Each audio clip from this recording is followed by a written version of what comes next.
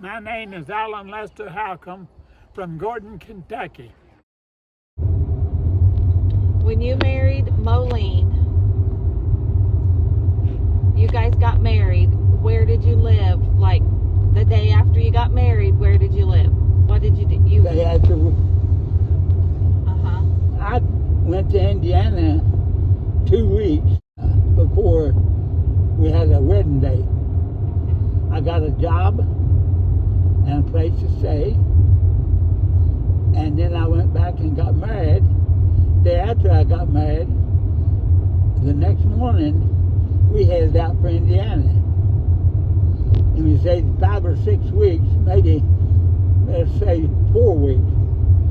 And I had a good job at the aluminum foundry, and Molene got pregnant and got sick, and she didn't want to live in Indiana anymore, wanted to go be with her mother back to Roxana. Yeah. And I met a friend of mine that was a teacher over in another county, and he said, "Hey, you looking for a teaching job?" "Yeah, I got you one." Got me set right up. Where was that teaching job? In the head of Leatherwood over in Perry County. I went back one time years later, and the mining camp and everything's all gone. Living at the Holler house, there was you, Mom, well, there was Grandma and Grandpa, Andy and Tootie, and you and Mom, and she was pregnant. Margie, because Margie was still in school, right? Yeah. She was a senior. And then a lot of times there was nephews staying there if school wasn't going on, wasn't there? Yep. Every Friday evening to dump them. Come back Sunday evening and pick them up. So on Friday night, who would come to stay at Grandma's house? Their grandkids. Yeah. There would be Paul Eugene Yeah. and Jimmy. And, Was that the two girls that would maybe stay? Danny. Sometimes Danny. And then if they didn't do it on that weekend, Cack would bring his bunch down. And Who would stay from Cack's family? I know Little Bud stayed a lot. The two girls and Little Bud, they were just overwhelmed on the weekends. Yeah. Where would everybody sleep? Like pigs. Well, there'd be pallets on the floor, like blankets on the floor, or quilts on the floor. Lord. Okay, so I remember, one of these days we're going to have to draw like a floor plan of the house at the Holler. I remember the floor plan of it. So It's 3 rooms in a straight row. yeah, so there was the living room and the kitchen. And 1 bedroom. Mm-hmm. Then they had a small bedroom built on to the side of the kitchen. During the week, which was Grandma and Grandpa's bedroom? Right in the front room. The living room? The middle room, living room. Okay, so There's 1 bed in that room, 2 beds in the other room, okay. and then 1 bed in the little side room. We lived in the first room, or the lower room, the one furthest down the holler, Yeah, furthest okay. away from the kitchen. Yes. So was Margie's room by the kitchen? Yeah, And then Grandma and Grandpa had a bed in the living room. yeah. And where would all the grandkids stay?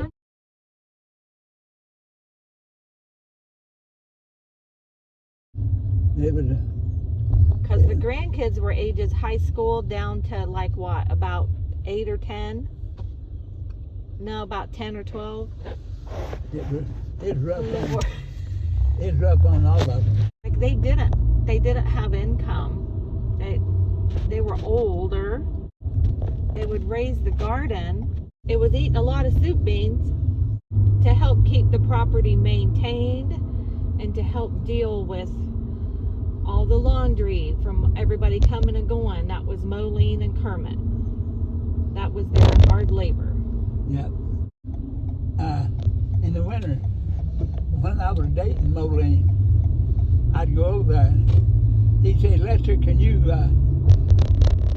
take your car and we're going down on the road and pick up coal. Coal trucks are hauling coal out. Pieces falls off on the side of the road. Yeah. He'd pick them up. But you did it. I mean, you helped collect coal. Even after I got married.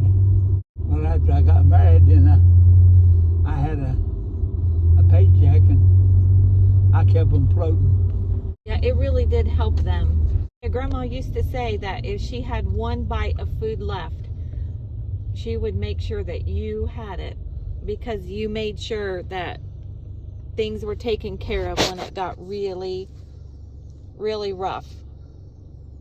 She always told me if she just had one slice of bread, she'd give me half. Molene's grandma, Tootie's mom. Yeah, Pemmy. Yeah. Boy, she had a temper.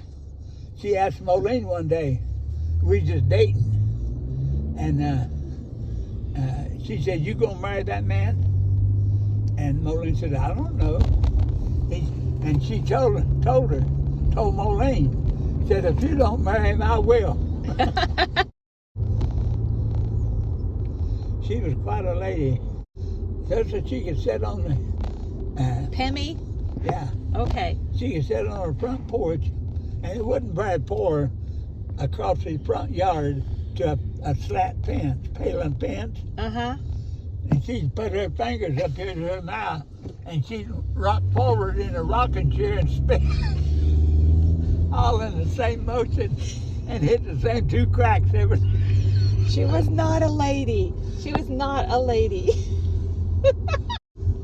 She was a mountain woman. She was a hard mountain woman. Boy, she could hold a grudge a long time. So why was she spitting, Dad? Chewing tobacco. Oh, Lord help us. Everybody in the family made sure that she had plenty chewing tobacco at all times. Didn't I? Because if she ran out, she was on the warpath. Oh, Lord. Yeah. Did you know any of the other great-grandparents? When I was going to college over at Pikeville, I had to take a summer course, and her other grandma was named Mary Alice. Yeah. I was listening to a radio one morning, and they was telling about who all was in the hospital. Mary Alice Bates. And I took off right to the hospital as soon as I heard that almost. Yeah, that was her other grandma. Uh-huh, Andy's mom. Yeah. Boy, that woman had a temper too and could hold a grudge forever. Yeah, those mountain people do that. Woo, okay. Anyway. Brothers and sisters who wouldn't even speak to each other. Oh, yeah. Well, they would say they ain't even related. Anyway, so you went to the hospital to see her. What was wrong with her? I don't know. Oh. Did she know who you were? Oh, yeah. And lived a long time after. Yeah. When Andy got word that she was in the hospital, no, she was at home and died, had a short time to live. Oh. We took off over there. We got there and parked, and Andy went in about 10 minutes, she died. He got to see her before she died. Yeah. By 10 minutes. Oh, boy. She adored Andy. From what all I understand, and all the time I spent with Grandma just talking, she adored Andy and that, but she knew he was not of good character whenever he was courting Tootie, and she would say no, and she would tell her son when he'd done wrong. He did wrong a lot. So at least she was a good mom and recognized that she had a good daughter-in-law, and it took a long time for her son to get his act together. Yeah. Okay, we're home. My name is Alan Lester Halcomb from Gordon, Kentucky.